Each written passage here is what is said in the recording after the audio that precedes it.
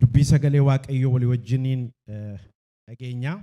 Isa dura garuu waa'ee dubbii kanaa irratti dubbadha. Namni waaqayyoo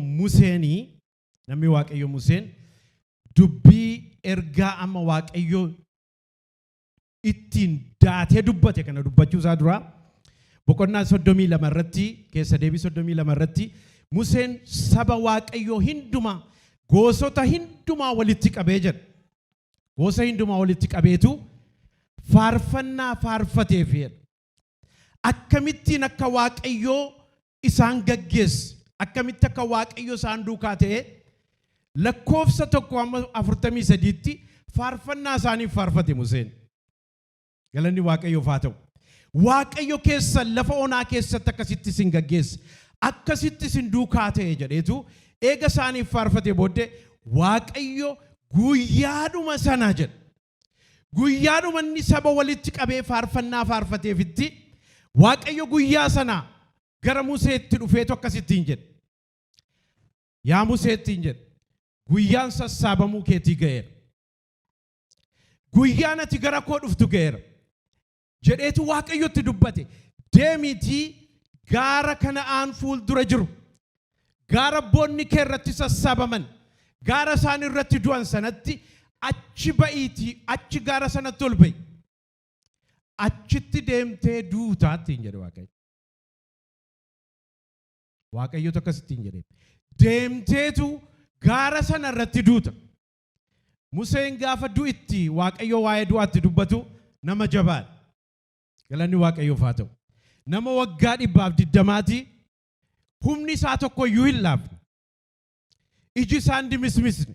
Humni isaa jabaadha. Humni isaa jabaadha. Gaara ba'uudhaaf nama danda'udha. Dulloomee du'e miti Museen. Humna dhabee miti. Galanni Waaqayyoof haa ta'u. Waaqayyo garuu gaara sana irratti deemtee duuta. Eega jedhee Waaqayyotti dubbate booddee hafuurri Waaqayyo irratti dhufeetu raajii dubbachuutti ka'e. Dhageessaniitu Waaqayyo hin duutattiin jedhee deemtee duutatu inni jedhu ergaa qaba jedhe hafuurri Waaqayyo keessa isaati. Namni guyyaa du'a isaa dhaga'ee namni duuti deemiitti du'ittiin jedhame hafuuraan guutamee raajii dubbata. Haleluuyaa. Haleluuyaa. Namni Waaqayyo mana jireenyaa isaa ta'uu isaa beeku. Waaqayyo isa duukaa jiraachuu isaa namni beeku. Raajii dubbate Museen. Raajinni saba Aseeriif dubbate. Raajinni yeroo sana dubbate keessaatii raajii tokkotu walii wajjiniin ilaalla. Seera keessa deebii 33:24-27tti obboleessi keenya Yoosiin nu dubbisaa walii wajjiniin dubbifan. Seera keessa deebii boqonnaa 33:24 kaasee waa'ee Asheer immoo Asheer ilmaan warra kaan caalaatti eebbifamaa haa ta'u. Obboloonni isaa jaallatanii miilla isaas dhadhaa ejersaatiin haa dhiqatu. Cufaan karra isaas sibiilaa fi sibiila boorrajjii haa ta'u. Jabinni isaas bara isaa wajjin wala qixxaatu jedhe. Museen ammas itti fufee Waaqayyo inni akka Waaqayyo isa kan Yeshuruun tokkollee hin jiru.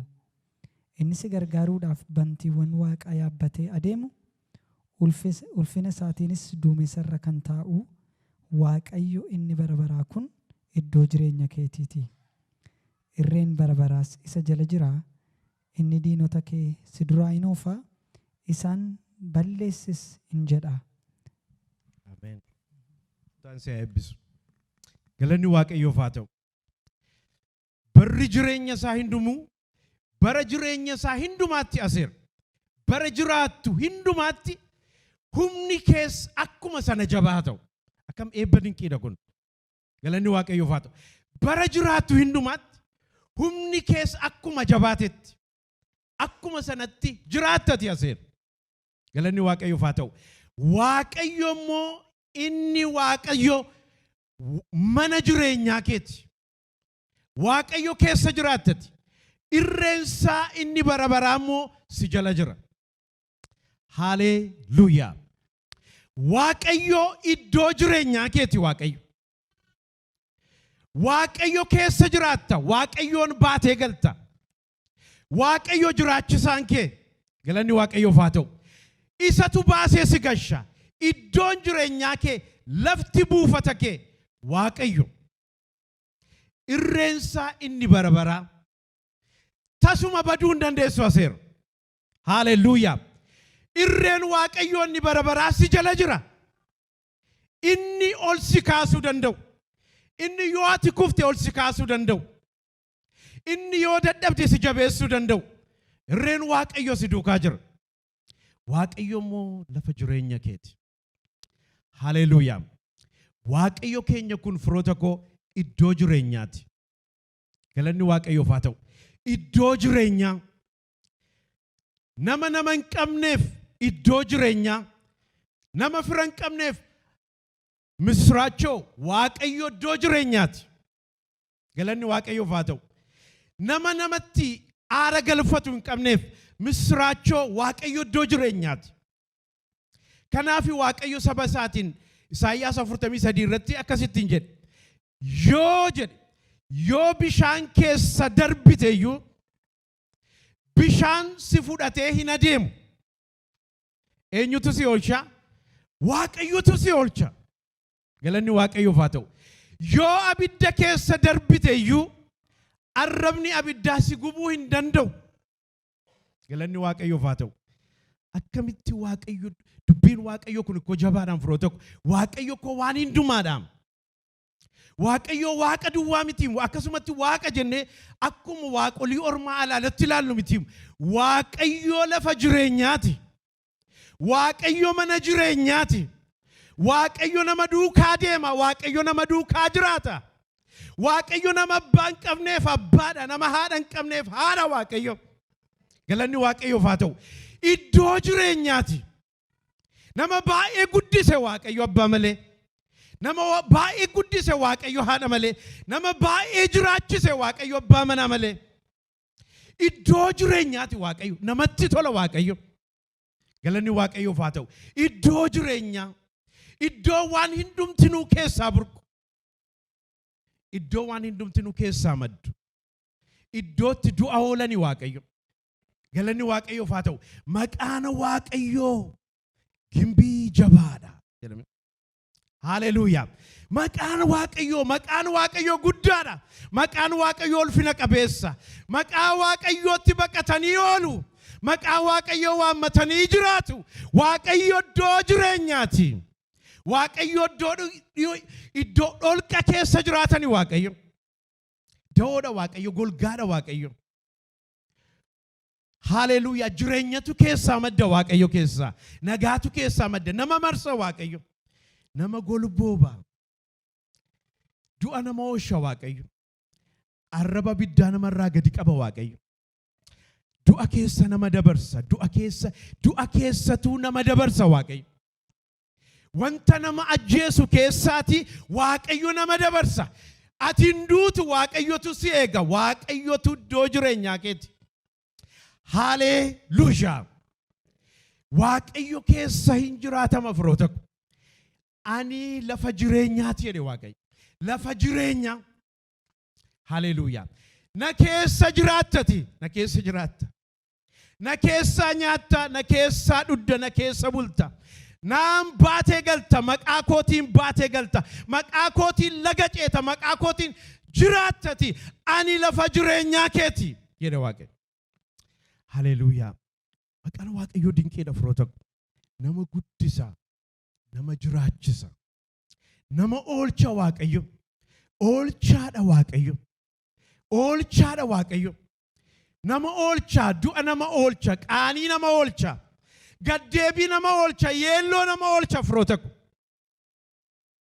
haleluuyaa firoota namumti du'eeme reenfuma Eelsaa irratti kufeeyyuun ka'eem nami du'a akkamitti baddate harki waaqayyoo suutti duukaa jiru hin bannu nuun harka waaqayyootu nu duukaa jira haleluuyaa isa du'aa kaasu isa nama jiraachisu isa waan hundumaan guutu ta'e na keessa jiraatte galanni waaqayyoof haa ta'u mana jireenyaa waaqayyoo mana jireenyaati firako waaqayyoo lafa jireenyaati nama waa tokko hin qabne namumti waa tokko hin qabu jedhu jira.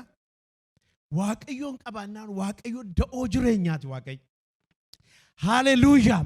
Waaqayyo guutuu ta'a. Manuma namaa keessa guuta. Duwwaadhuma namaatu guuta. Namni Waaqayyo mana isaa jiru waamayyuu hin argu. Waaqayyotu guutuudha. Nagaa Waaqayyootu guutuudha. Bulchiinsa isaatu guutuudha. Gaggeessaa isaatu guutuudha. Hafuura isaatu guutuudha. Hir'uun hin argamu. Qaawwi hin argamu. Dhukkubni hin dhaga'amu. Dhukkubni hin dhaga'amu. Namatu bakkeedhaa hidhiituuta malee Waaqayyootu guuta. Galanni Waaqayyoof haa ta'u. Waaqayyo dhukkuba namaa haguugee ani jiraadha. Ani jira. Galanni Waaqayyoof haa ta'u. Narka jirta. Narka jirta. Narra jiraattati. Naan baatee galtati. Narra jiraatta. Na keessa jiraatta jedha Waaqayyo. Galanni Waaqayyoof haa ta'u.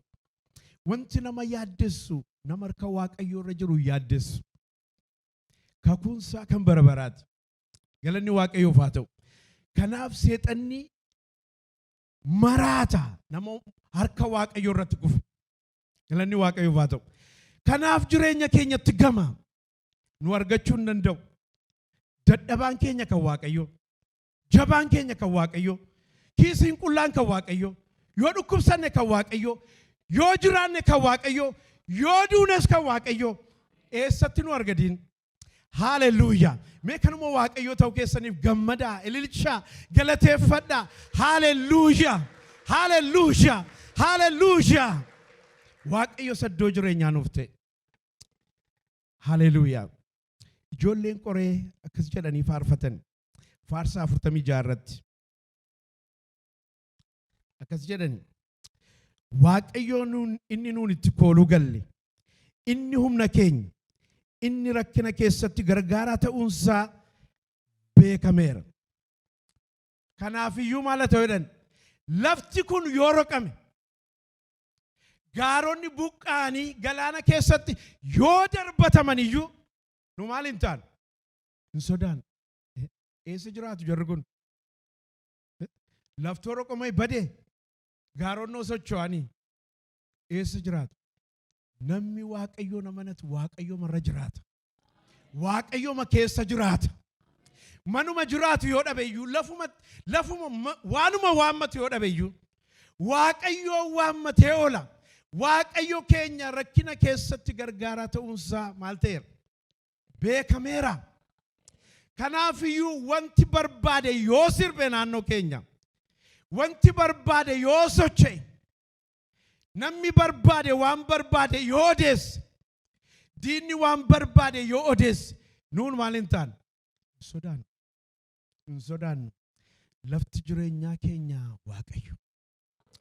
Inni nu waammannee oollu Waaqayyo. Inni nuun itti baqannu Waaqayyo. Beekameera maqaan Waaqayyo rakkina keessatti maal ta'uunsaa? Gargaaraa ta'uunsaa. Oolchaa ta'uunsaa beekameera. Waaqayyo oolchaadha. Du'a nama oolcha Waaqayyo. Qaanii nama oolcha Waaqayyo. Badiisa garmalee nama oolcha Waaqayyo. Waaqayyo keenya oolchaadha. Haleluuyaa. Kanaaf hin sodaannu. Hin sodaannu. Hin sodaannu. Maaltu sin doorsisaa jira? Hin sodaannu. Hin sodaatinaa. Waaqayyo oolchaadha. Waaqayyo gargaaraa ta'uunsaa beekameera. Waaqayyo labsiidhaan diiguusaa, seenaa du'aa geeddaruunsaa, Waaqayyo maqaansaa beekamaadha. Inni si waame kanaan beekama. Inni atitti kooluu galte kanaan beekama Waaqayyo. Oolchuudhaan beekama. Baraaruudhaan beekama. Gargaaruudhaan beekama. Qaalii oolchuudhaan beekama. Nama jiraachisuutiin beekama Waaqayyo. Kanaan beekama Waaqayyo. Mattaawoqiyaa masaatu kanaam. Waraqaa eenyummaa isaatu oolchaa jedhama Waaqayyo. Gargaaraa jedhama Waaqayyo. Nama furuudhaan beekama Waaqayyo. Nama bira dhaabbachuutiin beekama Waaqayyo. Qullaa namaa dhossuutiin beekama Waaqayyo. Nama gargaaruutiin du'a nama oolchuutiin beekama Waaqayyo. Fira namaaf ta'uutiin beekama Waaqayyo. Hiriyaa namaaf ta'uutiin beekama Waaqayyo. Kanaan beekama Waaqayyo. Si oolcha Waaqayyo. Waan ati itti yaaddoftu irraa si oolcha Waaqayyo. Galanni Waaqayyoof haa ta'u. Dubbii sagalee Waaqayyoo keessaati nama Waaqayyoo nama waaqayyoon amanatee waaqayyo isa oolche dubbii sagalee waaqayyoo keessaa walii wajjiniin ilaalla. Nama oolcha waaqayyo, nama duukaa ta'a. Nama na duukaa deemi jedhe waaqayyo duukaa deema. Nama na duukaa ta'i yaa waaqayyo jedhe waaqayyo duukaa ta'a. Galanni waaqayyoof haa ta'u. Nama waaqayyoon amanateef, nama waaqayyoon amanateef. Aseeriin gaafa raajee fi raajitti dubbate Museeni keellawwansa akka balbala sibiila diimaati, sibiila boorrajjiiti. Isatu jaarrate miti, waaqatitti jaare. Galanni waaqayyoof haa ta'u. Akka balbala sibiila boorrajjiitti diinni keessatti hin siqu jedhee ijaare waaqayyo. Balbala sibiila boorrajjii naannessee jireenya keenyatti ijaara waaqayyo. Waaqayyo immoo nama isa amanatutti baay'ee gammada. Galanni waaqayyoof haa ta'u. Waaqayyo gaariidha. Guyyaa gidiraattis maalidha? Iddoo baqaatii waaqayyo. Galanni waaqayyoof haa ta'u. Gaariidha waaqayyo. Gaariidha waaqayyo. Waaqayyo gaariidha. Gaarummaadhaan beekama waaqayyo. Gaariidha waaqayyo. Yoom gaariidha waaqayyo? Yeroo hundumaa gaariidha. Yeroo hundumaa gaariidha. Yeroo sitti tolu gaariidha waaqayyo. Yeroo sitti hin tolles gaariidha waaqayyo. Si bira jira waaqayyo. Si duukaa jira waaqayyo. Golgaa siif ta'e. Caafa Daani'el, raajii Daani'el keessaatii boqonnaa 6:3 walii wajjiniin ilaalla. Waanuma gabaabduu ishee walii wajjiniin dubbifanna. Daani'el nama waaqayyoo, nama waaqayyoon amanate waaqayyoo isa duukaa ta'e. Daani'el boqonnaa 6:3 yoo isin dubbistaa.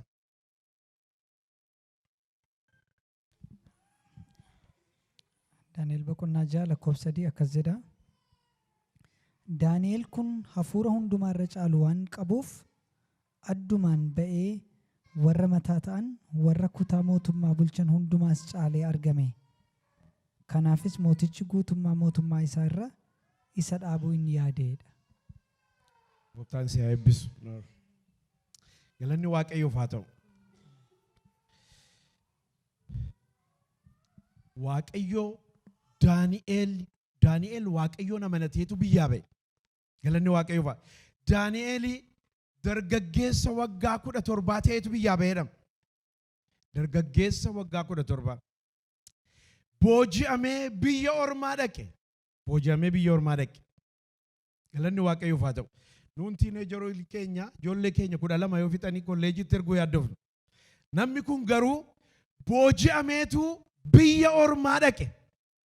Biyya waaqolii ormaa waaqeffatan gara sana dhaqe. Gara sana dhaqe. Daani'el hafuura waaqayyoon sodaatu qaba waan ta'eef, waaqayyoon sodaata waan ta'eef, waaqayyo isa duukaa waan jiruufi mootichi Daariyoos akkas godhe. Namoota biyya sana gaggeessan namoota 120 muudeetu, namoota 120 sana immoo namoota gaggeessan namoota 3 muude. Namoota 3 sana keessaa tokko Daani'el. Tokko Daani'el. Mootichi jedha kutaanuma amma dubbifannee hafuura Daani'el irra jiru waan argeef warruma 3 sana caalaayyuu caalchisee isa muuduudhaaf maal godhe yaade jedha. Hin yaade mootiin. Ganaa yaadaadhaan firoota.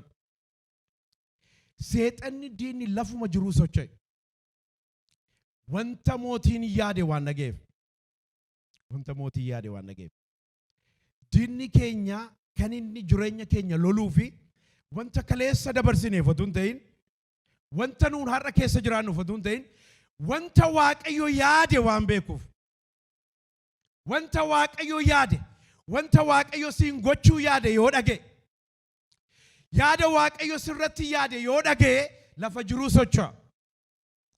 Wanta inni irratti gochuudhaaf yaade gaafa dhagaanii lafa jiranii socho'an. Galanni waaqayyoof haa ta'u. Akkasii dhaga'ama.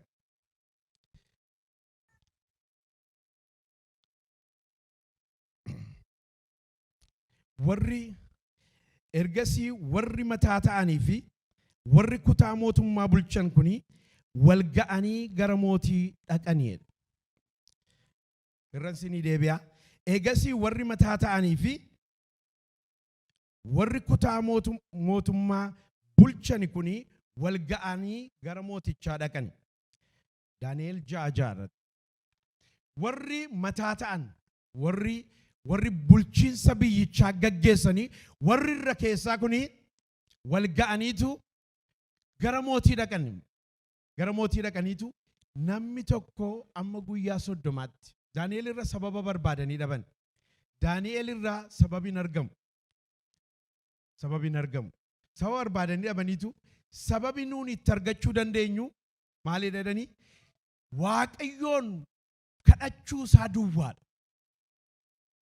Nama kanarra sababa barbaadanii dhaban. Eega mootii yaade booddee sababarra barbaannaan Daani'el nama mudaa qabu miti.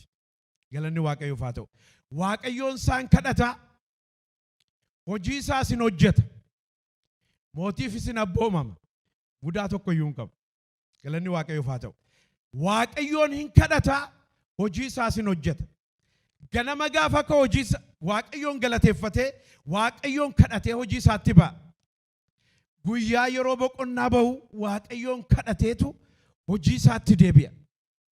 Galgala immoo deebi'ee Waaqayyoon kadhata. Ruutiin isaa gaafa laalanii namni kuni guyyaatti naqa 3 kadhata. Guyyaatti naqa 3. Nama kana duukaa irratti hinaafurra wantuma inni godhu duukaa bu'uwayyu. Maaluma inni saksasiinsaa kun jedhanii duukaa bu'uwayyu. Garuu maal jedhanii namni kuni milkaa'ina isaaf mootii duratti waan jaallatameef sababa inni itti badu sababa inni itti du'u irratti barbaadanii waan dhabaniif akkasittiin jedhan. Mootii jedhan gara keetti malee gara nama biraattis yoo ta'e gara waaqa biraattis yoo ta'e bultii 30 akka namni tokko hin kadhanne murtoo godhi jedhan. Mootii waan isaa hin galle maaliif hin galleef inni Daani'elin hin jaallata badiisa Daani'elin barbaadu. Mootiin yaaduma keessa qaqqabate. Akkasittiin jedhan. Deebi'anii lakkoofsa 8 irratti yoo dubbifattan akkasittiin jedhan. Wanta yaadde kana wanta nuun sitti himne kana mirkaneessuu barbaadan. Du'uudhumti Daani'el mirkanaa'uu qaba jedhanii waan yaadanii fi akka seera Meedoonii Faarisitti maal godhanii mallatteessi cufittiin jedhan. Hin dide mallatteessuu dide waan ta'aniif make sure gochuu barbaadan.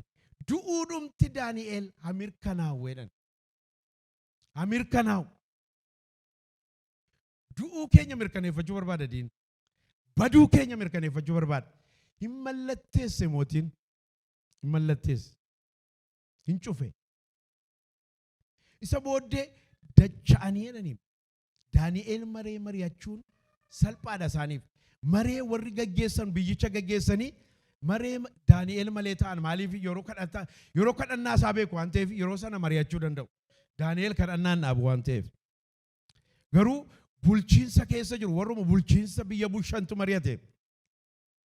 Kanaaf mootii waa gochuu hin danda'u. Maaliif Secretary of Defense keessa jira, Finance keessa jira, warrumti gaggeessan hundumtinuu wanticha keessa jiru. Murtoo sana keessa. Gaafa Daani'el irratti sababa kan arganii waan isaan jedhan ilaalaa firoota. Lakkoofsa 12 irratti akkasittiin jedhan. Namni yeroo sana kadhannaa kadhatee namni guyyaa 30 kana keessatti kadhannaa kadhatee jedhan. Akka inni boolla leencaa keessatti gatamuuf jedhan. Irra deebi'anii mirkaneeffachuu barbaadu. Milikkita gooteetta miti yoo yaa mootii jedhan.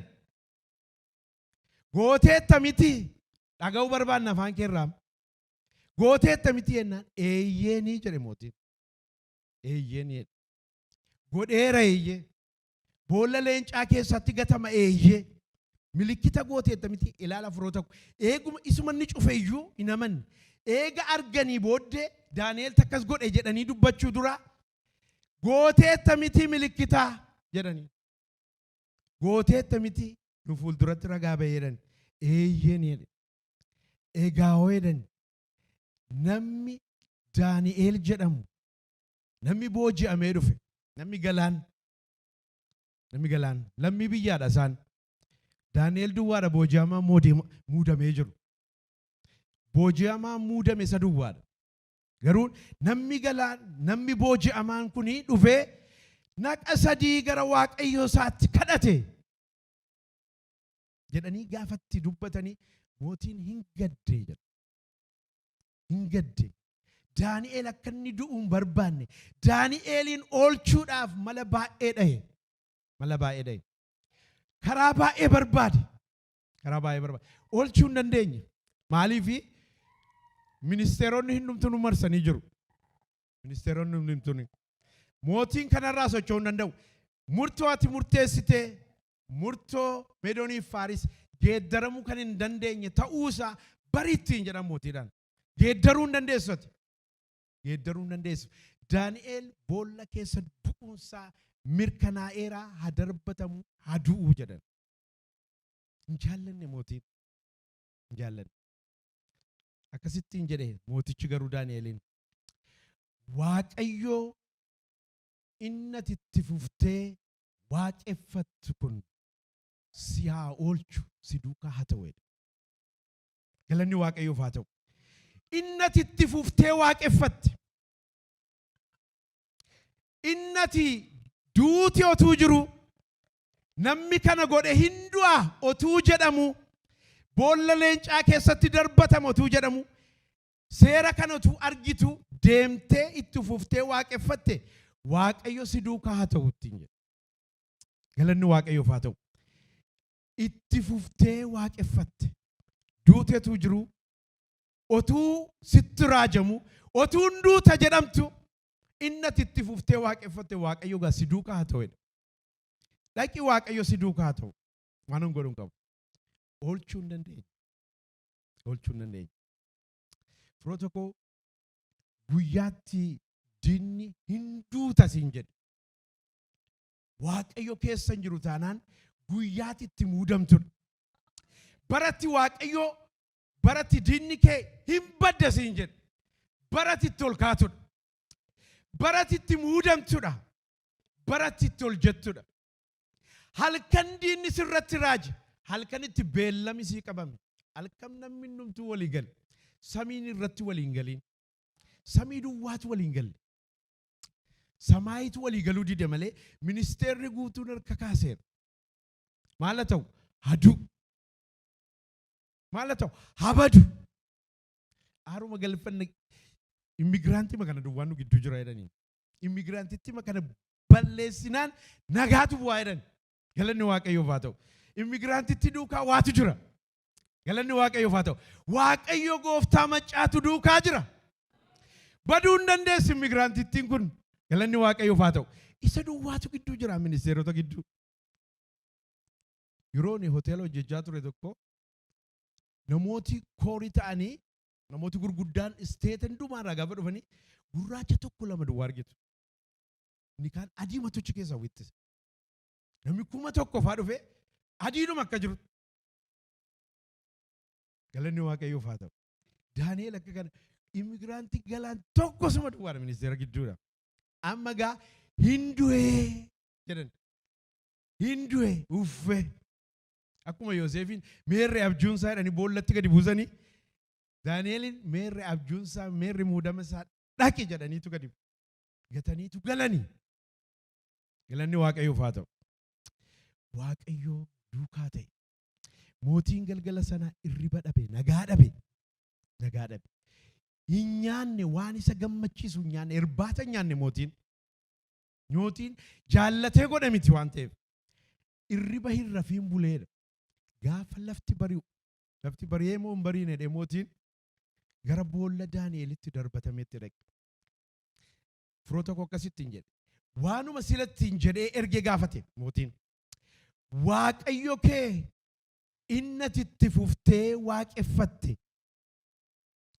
si oolchuu danda'eeraawoo. Eeyyeen yaa mootii. Galanni Waaqayyoof haa ta'u. Waaqayyo kennatti itti fuftee waaqeffattu. Inni ati duddee waaqeffatte. Inni ati du'a yoo ta'e iyyuu jettee waaqeffatte. Firoota koo yoo smaartii taane waaqa duukaa wal arguuna. Utuu amma nu ta'eeti amma ji'a tokko booddeen ka'a miti. Ji'a tokko booddeetti walumatti deemina gaa gooftaa beektaa jennee madiisna jechuudha. Nama smaartii duukaan hojjetu gooftaan. We are too smartii dha nun. Kanaaf hojjechuu dida Waaqayyo. Kanaaf hojjechuu dadhaba Waaqayyoon gidduutti. Nama baay'ee smaartii duukaa hojjechuu hin danda'u. Nama samanatti duukaa deema Waaqayyo. Galanni Waaqayyoof haa ta'u. Waaqayyo beekaadha jennee yoo deemnu nu oolcha Waaqayyo. Galanni Waaqayyoof haa ta'u. Waaqayyo nu gargaara wanti Waaqayyo jedhe haa ta'u. Waaqayyo natti dubbate dubbiin kee jiraataadha yoo jenne Waaqayyo jiraataadha dhuguma nu jiraachisa. Galanni Waaqayyoof haa ta'u. Hiikoo smaartiin taanu Waaqayyo irratti. Baay'ee smaartii taane rakkisne Waaqayyo. Dhugaadha. Ano fargaddeera. Ano fargaddeera. Ankoon isinitti himaman. Kanaaf Waaqayyo hin danqama. Hin danqama Waaqayyo jechuudha. Galanni Waaqayyoof haa ta'u. Eenyutu du'atti deematu argu. Maal guyyaa 30 booddee mukaa. 30 booddee walitti deemina gaa gooftaa hin malee. Mitiire galanni Waaqayyoof haa ta'u. Waaqayyoon yoo amanatanii deeman garuu Waaqayyo nama oolcha. Waaqayyo nama gargaara. Waaqayyo labsii diinni nama irratti labsetu geeddara. Amma akkas ta'e dubbiin. Dubbiin galagaleera jedhame. Haaleluyyaa. Waaqayyo dubbii galagalcha. Mootiin akkas jedhe. Warra Daani'eliin hamatan. Amma gaa ministeerummaan hafeera. Maal ta'ani jira? Hamattuu ta'an. Warra Daani'eliin hamate hindumaa fidaa'e. Haadha manaa isaanii hin hambisinaa. Ijoollee isaanii hin hambisinaa. Hinduma isaanii fidaati boolla leencaatti gadi naqaa. Otuu isaan lafa hin gahin leenconni qilleensa irratti qabatanii isaan caccabsanii nyaatanii fixan. Firoota koo wanti nama ajjeesu dhibee jennaan jiraanne miti. Waaqayyotu nama jiraachisaaf jiraanne har'a geenye. Waaqayyo yeroo baay'ee arraba afaan diinota keenyaa luugame beektuuti. Luugame. Kuma obboleessi keenyatti afaan sila jedhee rafnee madammaqnee of argine malee wanta inni luugame hin argine nuun. Wanta inni afaan qabe hin argine nuun. Waaqayyotu ergamaa isaa ergee afaan leencotaa qabee jedhee. Galanni Waaqayyoof haa ta'u. Warra na nyaachuuf ture isatu qabee. Warra na liqimsuuf ture isatu qabee. Ergamaa isaa ergee qabeera. Waanuma qabamettiin gadi lixenoo. Afaanuma luugamame keessan darbee manoo. Diinuma naafama biran darbee manoo. Hin argine. Diinonni koo naafatanii turanii, hidhamanii turanii, luugamamanii turanii. Rafee madammaquu koon argee Waaqayyotu dursee galee afaan isaanii luugame. Galanni Waaqayyoof haa ta'u. Luugame Waaqayyo. Galanni Waaqayyoof haa ta'u. Yeroon isaa ga'u afaan isaanii qabee gadhiise Waaqayyo. Amma yeroon isaa amma yerootti qilleensa irratti qabatan. Galanni Waaqayyoof haa ta'u. Isa nu oolche, isa nu gargaare, isa iddoo baqaa, isa iddoo jireenyaa nuuf ta'eef Waaqayyoof galanni haa ta'u. Isa diinota keenya jaamsee bira nu dabarse. Isa afaan diinota keenyaa luugamee nu jiraachise. Isa harka isaanii naafa godhe akka isaan nu hin qabne godheef Waaqayyoof galanni haa ta'u. Mee galata Waaqayyo kanaaf. Haaleluyyaa. Kaanee dhaabbannee Waaqayyoon galateeffanne.